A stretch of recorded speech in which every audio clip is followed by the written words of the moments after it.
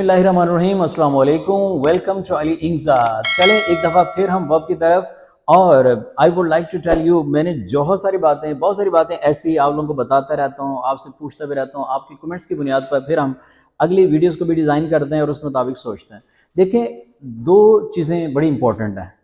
एक है कि हम चीज़ों को सुनते हैं मजबूरन, एक होता है कि हम लर्निंग की सोच को ज़हन में रखकर उनको सुनता है।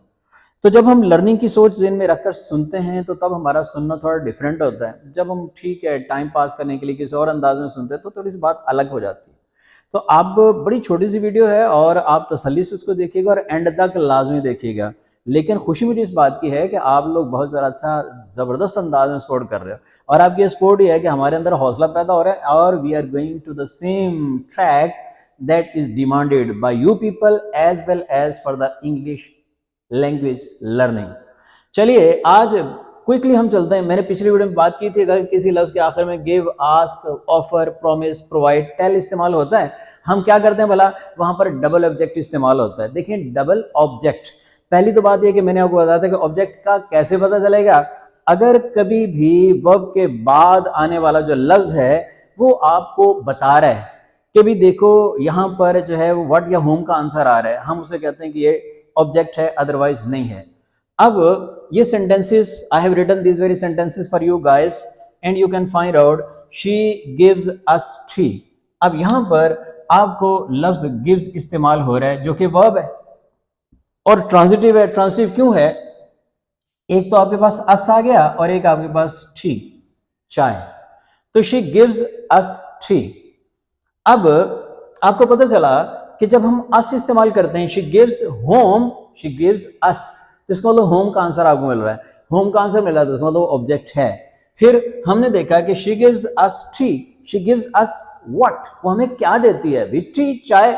इतनी शानदार चीज होती है ना चाय, तो सबको पसंद है, मुझे भी, आपको भी होगी लाजमी तौर पर। तो शी गिव्स अस टी, आपको पता चला कि जो अस है वो होम का आंसर दे रहा है और जो टी है वो व्हाट का आंसर दे रहा है। तो हम कहते हैं कि इस सेंटेंस में दो ऑब्जेक्ट हैं। कितने? दो ऑब्जेक्ट हैं। एक है ऑब्जेक्ट अस और एक है टी। अब आपको पता चला जो अस है वो एनिमेट है, मतलब लिविंग है, इंसान है ना कोई अस, और टी वो नॉन लिविंग है, अगर जो बंदे को जिंदा कर देती है तो नॉन लिविंग है टी। तो हम ये बात कहते हैं कि एक तो हमारे पास अस इस्तेमाल हो रहा है और एक टी, तो इसके अंदर डबल ऑब्जेक्ट है। तो जब कभी भी हम किसी सेंटेंस के अंदर डबल ऑब्जेक्ट देखते हैं तो एक उसमें से एनिमेट होगा और एक इन एनिमेट होगा। लिहाजा जो इन एनिमेट है उसको हम कहते हैं डायरेक्ट ऑब्जेक्ट। मैं यहां पर DO लिख रहा हूं, डायरेक्ट ऑब्जेक्ट इस्तेमाल हो रहा है, डायरेक्ट ऑब्जेक्ट। और दूसरा अस है जो इनडायरेक्ट ऑब्जेक्ट है। जितने भी एनिमेट होंगे, इन एनिमेट जो होगा वो डायरेक्ट ऑब्जेक्ट और एनिमेट जो है वो इनडायरेक्ट ऑब्जेक्ट। मतलब जो आपको व्हाट का आंसर देगा, व्हाट का answer, I am just going to write here, what का आंसर देने वाला वो आपका डायरेक्ट ऑब्जेक्ट है और होम का आंसर देने वाला वो आपका इनडायरेक्ट ऑब्जेक्ट है। आई थिंक की बात आपको ज़हन में रहेगी। क्या भला?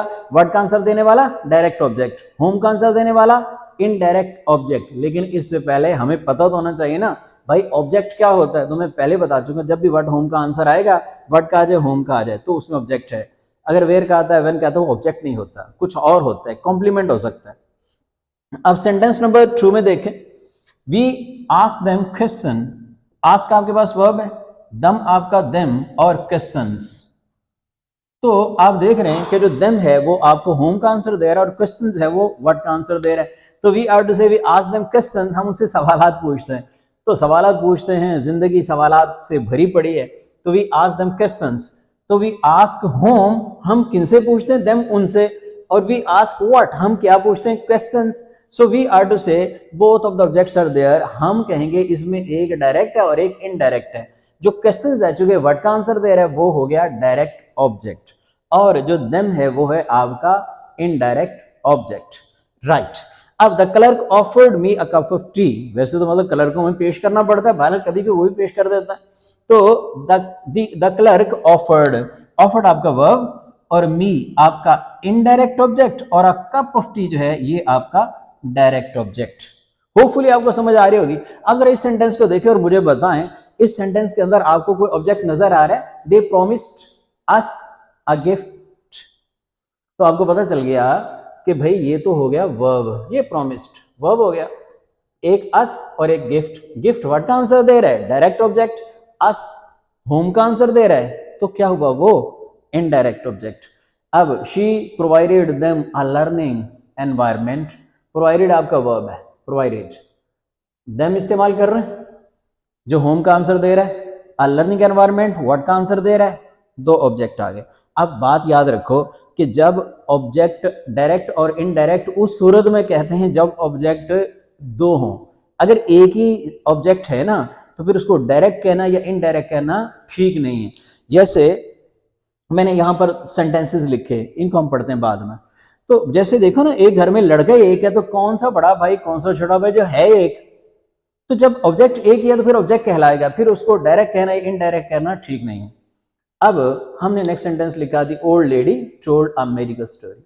टोल्ड ये आपका वर्ब, अ मेडिकल स्टोरी। आप थोड़ा सा गौर करेंगे ना, तो इसमें एक ही ऑब्जेक्ट है, इसके अंदर कोई दो ऑब्जेक्ट नहीं है, लिहाजा यहां पर डायरेक्ट ऑब्जेक्ट कहना इनडायरेक्ट ऑब्जेक्ट कहना ठीक नहीं। That is a simple object. फिर सेंटेंस देख, the waiter wasted our time.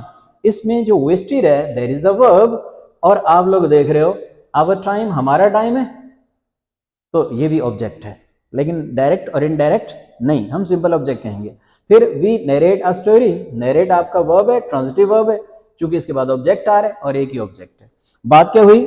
बात ये हुई कि ऑब्जेक्ट कभी डबल भी आता है। जब भी डबल ऑब्जेक्ट हम इस्तेमाल करते हैं, यहां में लिखा है डबल ऑब्जेक्ट, तो लफ्ज कुछ ऐसे हैं जैसे give, ask, offer, promise, provide, tell. whenever these words are there in sentence, then we are to use double object। और उसमें जो एनिमेट होता है उसको हम कहते हैं इनडायरेक्ट ऑब्जेक्ट, और जो इन एनिमेट होता है उसको हम कहते हैं डायरेक्ट ऑब्जेक्ट। उम्मीद है आपको पसंद आया होगा, और आप लाजमी तौर पे इसको शेयर करें, और उसके साथ साथ आपके कमेंट्स मेरे लिए बहुत कीमती हैं, जैसे आप लोग इस दुनिया के लिए कीमती हैं। Best of luck, Allah Hafiz.